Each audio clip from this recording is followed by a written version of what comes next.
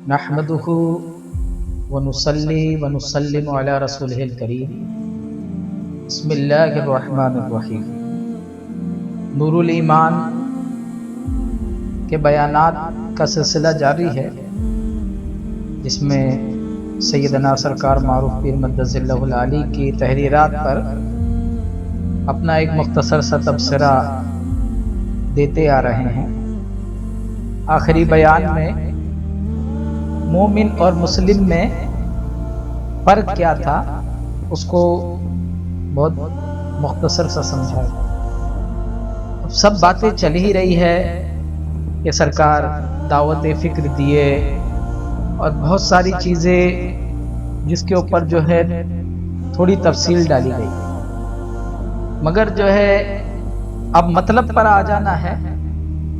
जैसा कि बार बार कलमे तैयबा ही के लिए समझाया जा रहा है, बार बार हर बयान में नूरुल ईमान के मैं कलमे तैयबा के ताल्लुक से समझा रहा हूँ। वजह यह है कि आज लोग झगड़ालू मौलवियों के चक्कर में, उनके फितना और फसाद में फंस के रह गए हैं और झगड़ालू मौलवी सारी बातें जो है अमल की करते हैं और इनके वहाँ कलमा तैयबा की बात ही नहीं होती। कलमा तैयबा सिर्फ जो है आप पढ़ लो, हो गए मुसलमान, अब बातें जो है दूसरी होगी।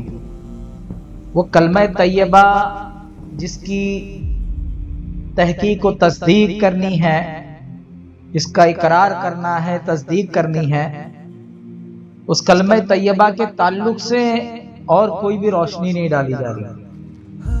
जबकि कलमा तैयबा सरकार मारूफ पीर फरमाते हैं कि कलमा तैयबा पढ़कर समझने और समझकर पढ़ने के लिए है। कलमा पढ़ा है तो अब उसको समझना है और समझने के बाद फिर उसे पढ़ना है। लेकिन सिर्फ ये समझ लेना कि हमने कलमा पढ़ लिया, हो गया सब काम, तो जब तक आप कलमा समझ के नहीं पढ़ोगे तब तक आपने कलमा कहां पढ़ा। क्योंकि कलमा तैयबा यही कलमा कलमा नजात है। कलमा तैयबा ही जो है कलमा मगफिरत है। कलमा तैयबा नहीं है तो नमाज भी मगफिरत नहीं करा सकती, रोजा भी मगफिरत नहीं करा सकता, हज भी मगफिरत नहीं करा सकता, ज़कात भी मगफिरत नहीं करा सकता। अगर कलमा तैयबा नहीं है, कलमा तैयबा नहीं है तो फिर कोई भी चीज मगफिरत नहीं करा सकती। तो मगफिरत कराएगा कौन? तो मगफिरत का कलमा क्या है? तो मगफिरत का कलमा कलमा तैयबा ला इलाहा इल्लल्लाह मुहम्मद रसूलुल्लाह के सल्लल्लाहु तआला अलैहि वसल्लम। जैसे मुस्नद इमाम अहमद बिन हंबल की हदीस में है कि हजरत अबू बकर सिद्दीक रदी अल्लाह तआला अन्हु फरमाते हैं कि इस दीन में नजात का खास नुक्ता क्या है। जब मैंने हुजूर करीम सल्लल्लाहु अलैहि वसल्लम से पूछा तो हुजूर अकरम सल्लल्लाहु अलैहि वसल्लम ने इरशाद फरमाया कि वही कलमा कलमा नजात है जो मैंने मेरे चाचा पे पेश किया था। तो कलमा जो है ये कलमा नजात है। नजात मतलब आपने कलमा पढ़ा, पढ़ने के बाद क्या कलमे ने आपको नजात दी, कोई आजादी दिलाई? एक आदमी जेल में हो तो जेल में आदमी रहता है तो कैसी फीलिंग के साथ रहता है, उसकी फीलिंग कैसी होती है, वो कैसे ख्यालात के साथ जीता है, क्या किस तरीके से उसकी जिंदगी होती है। और उसके बाद जो है जब वो उसको आजादी दी जाएगी, जब वो बाहर निकलेगा, जब उसको नजात मिलेगी उस कैद खाने से, तो जब नजात मिलेगी तब क्या आलम होगा। तो जब नजात मिलेगी तो उसे पता चलेगा ना नजात किसको कहते हैं, आजादी किसको कहते हैं। ऐसा तो हो ही नहीं सकता कि पता ही नहीं चले कि नजात मिल गई या नजात मिलने की शुरुआत हो गई और कैदी को पता ही नहीं चले। ऐसा होता है क्या? जो जेल में कैदी होते हैं उन्हें पता चलता है कि अब हमारी जो है आजादी होने वाली है, अब हम निकलने वाले हैं, हमको आजाद होना है। وہ جو ڈر اور جو خوف اور جو طرح طرح کے جو ہے ماحول میں جو رہتا ہے اس سے راحت کا دھیرے دھیرے سامان ہوتا ہے، یہاں تک کہ جب وہ آزاد ہو جاتا ہے، جب وہ قید سے جیل سے باہر آ جاتا ہے تو اسے جو ریلیف اور آزادی کا احساس ہوتا ہے، کلمہ طیبہ بھی آپ کو وہ آزادی کا احساس دلائے گا۔ لیکن وہ آزادی کا احساس کدھر ہے؟ وہ آزادی کا احساس، وہ بند بند کا احساس اسی لیے تو جو مومن ہوتا ہے، جو ادنا درجہ کا مومن ہوگا، اب اس میں سے ڈر اور خوف کے نکلنے کی شروعات ہوگی، اور جو اعلیٰ درجے کا مومن ہوتا ہے جسے ولی کہتے ہیں، اس کے لیے قرآن نے بتایا کہ انہیں کوئی خوف اور کوئی غم نہیں ہوتا۔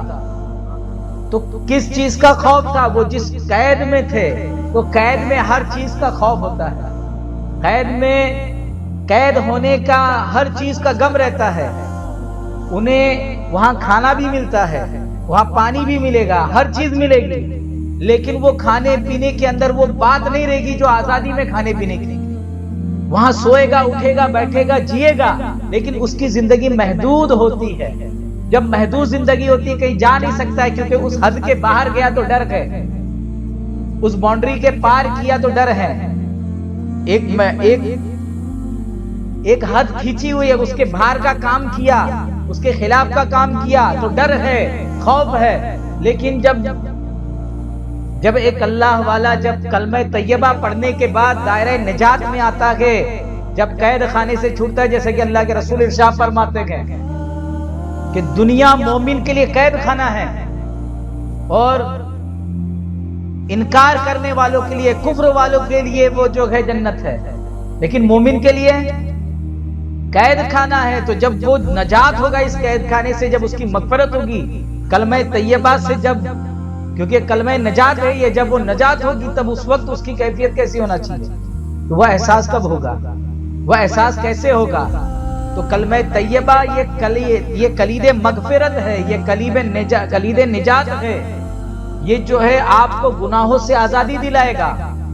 آپ 70 سال تک ایک آدمی جو ہے گناہ کرے اور اس کے بعد کلمہ طیبہ پڑھے، تو وہ 70 سال کے جو لگاتار اس نے زندگی میں گناہ کیے، اس کو دھونے کی طاقت کلمہ طیبہ کے اندر ہے۔ یعنی کلمہ طیبہ تو اگر آپ نے بچپن ہی سے کلمہ اتنے سال گناہ کرے، اس کے گناہ کو دھلنے کی طاقت ہے۔ جیسا کہ قرآن و حدیث سے ہم کو پتا چلتا ہے کہ کلمہ میں یہ طاقت ہے کہ وہ پوری زندگی گناہ کیا ہے، اور مرنے سے کچھ لمحہ پہلا اگر ایمان لے آیا تو اس کے گناہ معاف ہو سکتے ہیں، اس کے گناہ دھل سکتے ہیں۔ تو آپ نے جو اب پڑھائی ہوا ہے، آپ نے کلمے کی تصدیق کی ہوئی ہے، تو آپ کے درجات کتنا بلند کر سکتا ہوگا؟ تو اس کا احساس کدھر ہے؟ اس کا احساس کدھر ہے؟ اس کا احساس ہوگا کیسے؟ اس کا احساس کیونکہ کلمے کی تحقیق و تصدیق تو کرائی نہیں، کیونکہ یہ پیر کامل کرا سکتا ہے، یہ ہر کوئی نہیں کرا سکتا ہے۔ اور جب یہ تحقیق و تصدیق ہوگی تب جا کے پتا چلے گا کہ یہ کلید مغفرت کیسے ہیں، یہ کلید نجات کیسے ہیں۔ اللہ تبارک و تعالی ہمیں جو ہے کلمہ طیبہ کو کلید مغفرت و نجات وہ کیسے ہیں سمجھنے